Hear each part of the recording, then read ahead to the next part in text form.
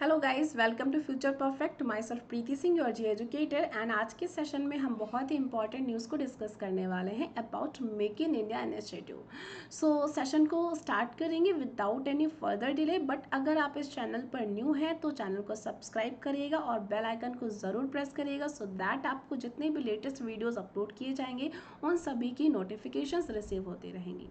चलिए सेशन को स्टार्ट करते हैं। आज के सेशन में हम डिस्कस करने वाले हैं मेक इन इंडिया इनिशिएटिव के बारे में और गाइज इसका क्या इम्पैक्ट है हमारी एनुअल एफडीआई पर, इसके बारे में भी डिस्कस करेंगे।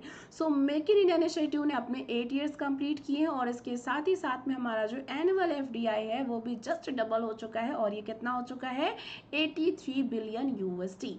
अब आप कहोगे मैम ये क्या हो गया, क्या कोई जादू हो गया जो 83 बिलियन को कंप्लीट कर लिया अचानक से? और अगर आप कह रहे हो कि डबल हुआ है तो भाई किसी ईयर से किसी डेटा से तो कंपैरिजन किया गया होगा ना। तो यस गाइस, बिल्कुल सब कुछ बहुत अच्छे से डिटेल में हम जानेंगे कि ये मेक इन इंडिया इनिशिएटिव है क्या एक्चुअली और कैसे हमारा एफडीआई जस्ट डबल हो गया है।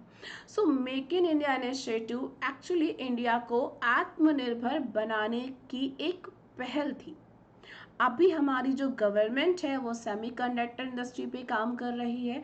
इसके अलावा भी कुछ दिन पहले ही मैंने आपको एक न्यूज़ पढ़ाई थी कि इवन हम अपने यहाँ पर रिफाइनरीज की संख्या को भी बढ़ा रहे हैं। याद होगा रत्नागिरी रिफाइनरी के बारे में मैंने आपको डिस्कस कराया था कि महाराष्ट्र के रत्नागिरी जो रिफाइनरी है उस पर काम किया जा रहा है। हालांकि उसको थोड़ा सा लोकल अपोज फेस करना पड़ रहा है but still work is going on.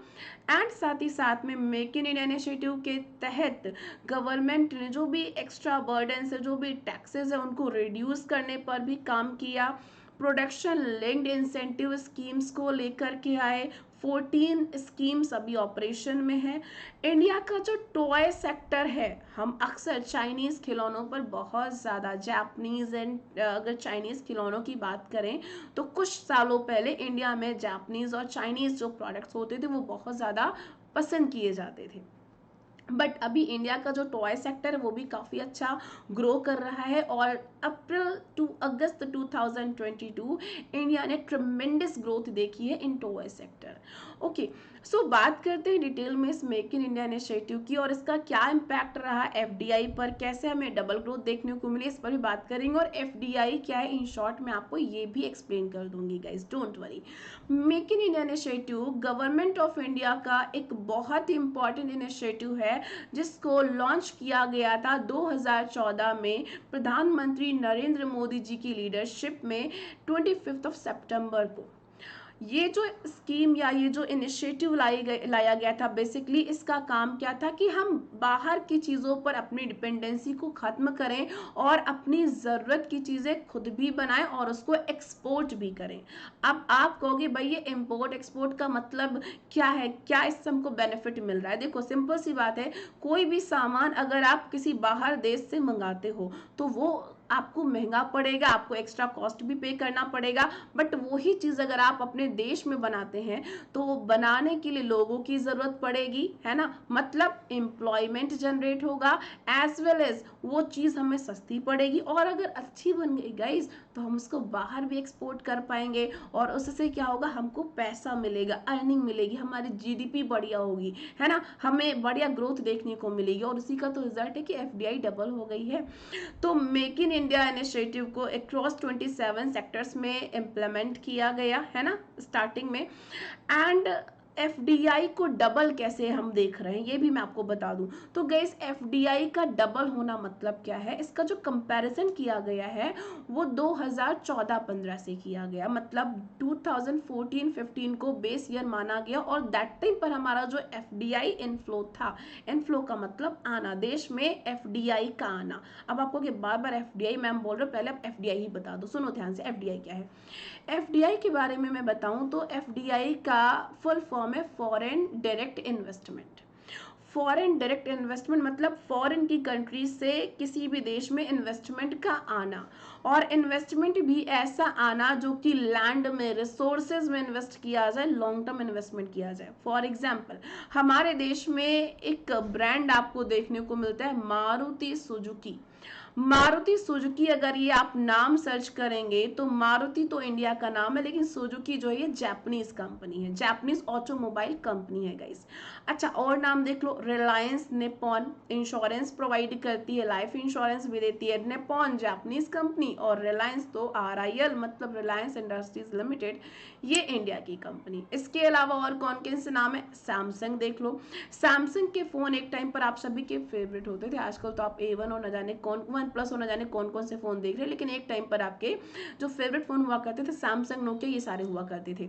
तो सैमसंग की बात करें गाइस, अगर सैमसंग ये जो कंपनी है साउथ कोरिया की कंपनी है, और इस कंपनी की बहुत बड़ी मैन्युफैक्चरिंग यूनिट हमारे नोएडा में है। अब देखो एक बात समझना, नोएडा में अगर मैन्युफैक्चरिंग यूनिट डाली गई है तो उसके लिए लैंड भी चाहिए होगा, लैंड परचेज किया गया होगा, फिर इस लैंड में जो मैन्युफैक्चरिंग यूनिट बनाई गई होगी इसमें लेबर्स भी लगे होंगे, इसमें मटेरियल भी लगा होगा, जिससे इंडिया से ही सारी चीजें ली गई होंगी, है ना। इसके अलावा काम करने के लिए क्या साउथ कोरियाई लोगों को यहाँ पर बुलाया गया है गाइस, ऐसा तो है नहीं। तो मतलब एम्प्लॉयमेंट इंडिया के लोगों को ही दिया गया, इससे क्या हुआ, हमारे देश का डेवलपमेंट, है ना। अब देखो ये जो FDI हमें रिसीव हुई है, ये कैसे हम डबल बात कर रहे हैं, क्योंकि FDI जो 2014-15 में नोट की गई थी, दैट टाइम पर वो 45.15 बिलियन थी।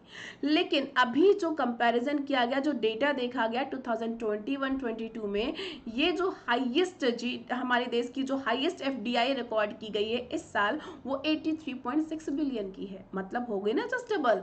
देखो जब इसको नोटिस किया गया था, जिस ईयर से कंपैरिजन किया गया, वो है 45.15 बिलियन USD 2014-15 में, लेकिन 2021-22 में ये अभी हाईएस्ट FDI रिकॉर्ड की गई और कितनी हो गई है, 83.6 बिलियन USD। तो डबल हो गई ना, ये आपकी पहले स्टेटमेंट का आंसर हो गया, है ना। अब देखो ये जो FDI आई है, आप समझ चुके होंगे कि FDI क्या है। ये जो FDI आई है, ये कितने देशों से आई है, क्या किसी एक देश ने सारा इन्वेस्टमेंट कर दिया, नहीं नहीं, बिल्कुल नहीं।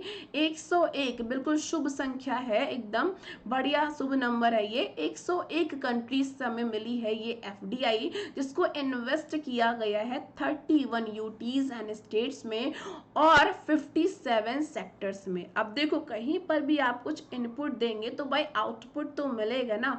57 सेक्टर्स में जब इन्वेस्टमेंट किया गया तो जाहिर सी बात है मैन्युफैक्चरिंग बढ़ी, ईज ऑफ डूइंग बिजनेस को बढ़ावा मिला। तो इससे हमारी जो छोटी छोटी जो स्टार्टअप्स हैं, छोटे छोटे जो छोटी छोटी बिजनेस यूनिट्स हैं, उनको भी बढ़ावा मिला, ताकि और भी अंबानी, अदानी और बिरला आकर के हमारे सामने खड़े होंगे, है ना। और आपको जानकर बहुत बढ़िया लगेगा गाइस कि ये जो करंट फाइनेंशियल ईयर है, इसके लिए हमारा जो FDI टारगेट है वो है 100 बिलियन का। मतलब इंडिया को हमें आने वाले समय में फेवरेट डेस्टिनेशन बनाना है FDI का।